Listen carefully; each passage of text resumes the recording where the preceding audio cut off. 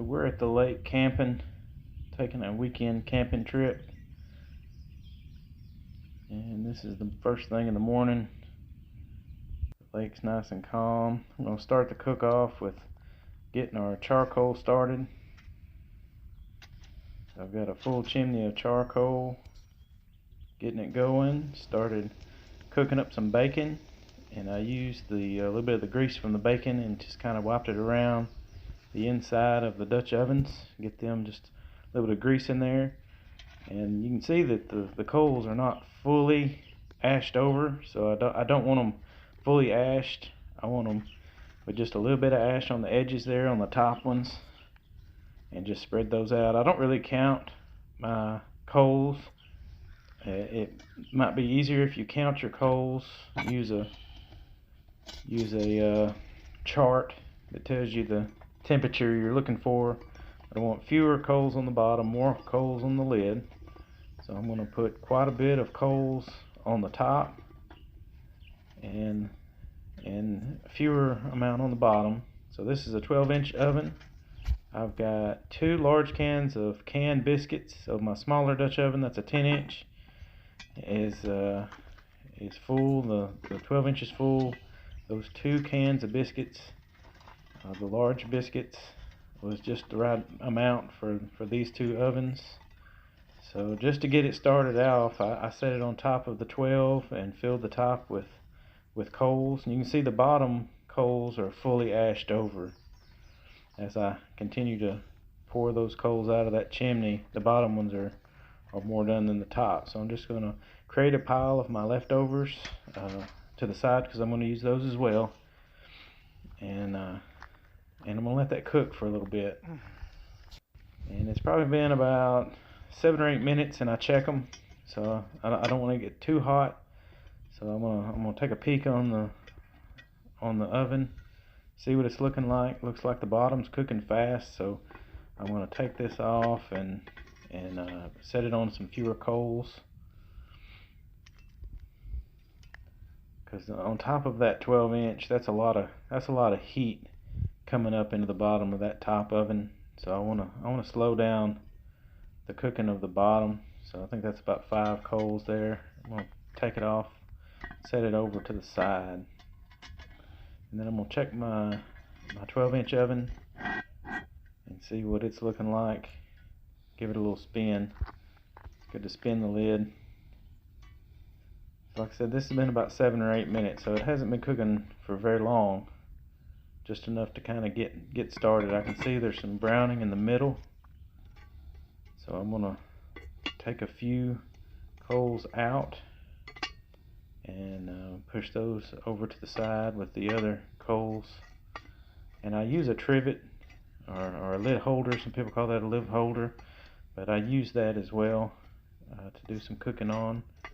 You can just set some extra coals over there and set that trivet on top of those coals, and you can use that to cook with. I use that for the cooking with a skillet. So I'm just looking for one tight ring of coals on the lid here and get some of the heat out of the center. So I'm just kind of adjusting those a little bit, and I'm leaving the bottom coals like they are. I'm not changing them at all. And so I'm going to let this cook for a few more minutes, but keeping an eye on it, because these canned biscuits seem to cook a little quicker than scratch-made biscuits. So it's something to kind of keep in mind when using these easy canned biscuits. They're going to cook just a little bit quicker than a homemade, made from scratch. So it's probably been about, I don't know, 6, 8 more minutes, somewhere in there. So we're a little over 15 to 18 minutes, I think, here. So checking the biscuits, they're definitely done. So I'm going to move them off the heat. I'm going to set my lid off to the side. We're going to dump all those coals off of those lids. So they're both done. Going to get it off the heat, set it to the side, and I'm going to leave them in the oven to stay warm while we finish everything else up for the breakfast. So I'm just going to dump those coals off, and I like to use a little whisk broom to sweep the lids, keep them clean, and that's what I'm doing here, just keeping it clean. keep ashes from falling in when I'm opening and closing those lids now that they're done.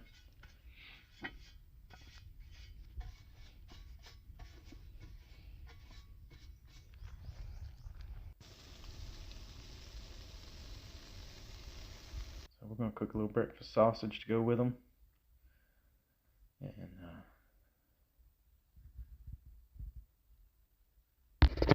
so I'm getting my white gravy started with the bacon grease from the bacon I cooked.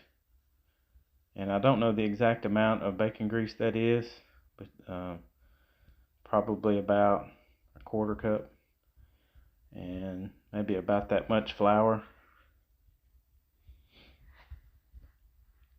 So you just cook the flour in the grease. You can use sausage grease. I guess you could use vegetable oil or any kind of oil to get this started, but I used the bacon grease because I had some on hand from cooking the bacon. And you just you keep it stirred. You don't want it too hot. These coals, this is on top of the trivet, on top of those coals that we used, so it's not it's kind of starting to the heat's starting to fade off of them, so they're not just blazing hot, but they're plenty hot to cook this. So just get it stirred, let it cook the raw out of the flour, and then you just don't want to burn it. So we're gonna add some milk. This is evaporated milk in a can.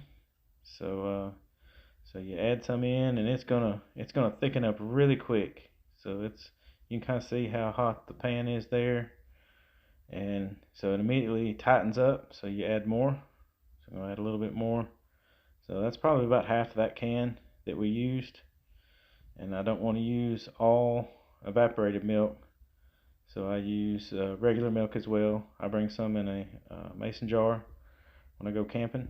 So just add a little at a time, stir it in, and then it'll thicken up as it simmers. And the cold milk takes a little longer to thicken. So once it warms up and starts simmering, then that kind of activates the thickening of the flour, and then just keep stirring and add milk, and that's how you do it. That's how you make white gravy for biscuits and gravy. And it's just a process of just to keep adding milk and stirring out the lumps. There's some lumps in there, and the more you stir it and add milk, the lumps will start going away. I didn't bring a whisk camping, so I'm using what I have. Just using that spatula. That slotted spatula works good for getting lumps out.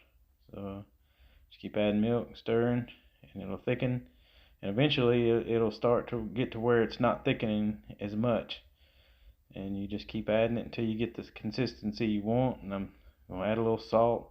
My salt's a little clumped, so it looks like I'm shaking a lot, but it's just barely coming out here. So I'm really not adding much salt to the gravy right here. It's coming out a little bit, but it's kind of clumped up. So, but you want a lot of pepper. So breakfast gravy's got pepper, so you give it a good dose of pepper, stir it in, and you don't want to over salt the dish. So if you over salt it, there's really not much you can do to save it at this point. So you're better off having it a little less on the salt than doing too much, because it's hard. Like I said, it's almost impossible to bring it back if you over salt it. So I'm gonna cook that a little bit. Just keep working on my consistency. And you want it a little thinner, because as it cools, it's going to tighten up even more. So you want it, when you take it off the heat, you want it to be a little bit thinner than you really want it to when you're ready to eat it. So we're going to eat this right away, but it's still even just a few minutes of sitting off the heat, it'll really start tightening up. So you want it to be a little bit more loose right off the heat. And if you get it too thin, just leave it on the heat a little bit and let it cook for a little bit. It'll thicken up.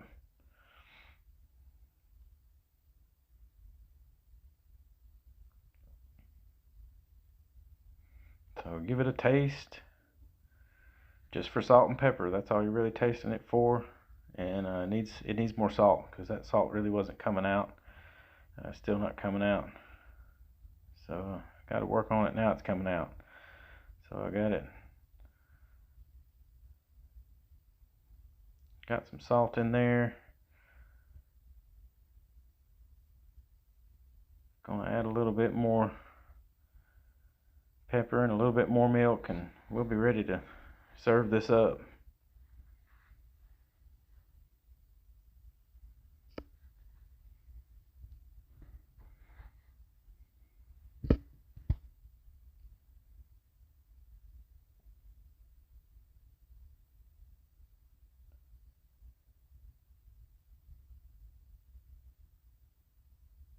Like I said, it's better if you have it a little too thin right off the heat, and try to make it as thick as you want it when it's time to serve.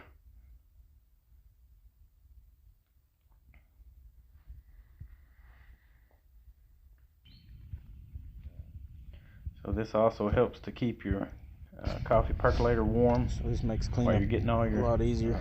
Food together. Just set them old coals before they die out. Just set that on there, put a little bit of water, rinse that out, give it a little scrubbing, put a little soap in there, wash the pan down, cleans up real easy. A little soap and water, and then rinse it out. A little more bacon grease in there, and it'll be ready for the next cook.